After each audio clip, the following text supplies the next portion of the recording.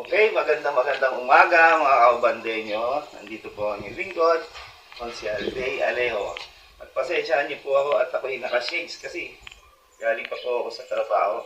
Nagtatrabaho pa po ako sa gabi tapos mga kampanya sa umaga.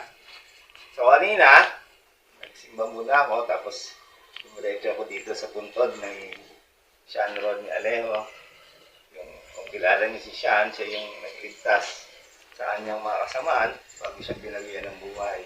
At nandito rin ang aking nanay, si Sean, Kagawad Jojo, Mendoza ng Pag-asa, at yung mga kamag-anak namin nandito lahat.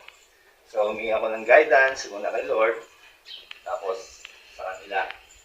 Sana ay gabayan ako sa kampanyang ito.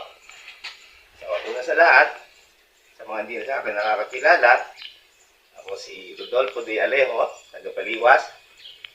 Ang aking ama ay si Carlito Alejo na taga-Pag-asa. Ang aking ina, Elvira Alejo na taga-Lawa. Ang aking asawa, si Nicolette San Miguel na taga-Paco, anak ni dating Konsihal Narseng, San Miguel. So ang aking mga anak, si Sean Rodney Panganay, ng ginawaran ng Kabataan Bayani ng Bulacan noong 2014. Sumunod si Sean Nicolo, graduating student ng Bulacan State University. Si Nicole Isabel Alejo, na isang estudyante ng medtech sa University of Santo Tomas. At si Francesca Dominic Alejo, na estudyante naman ng Colegio de San Pascual Bailon. Okay, mga kabando, ako po ay nagsimula sa larangan ng paglilingkod. Naging SK chairman po ako ng Barangay Paliwas. Naging 3 term na kagawad ng Barangay Paliwas. At naging 3 term na konsehal ng bayan ng Obando.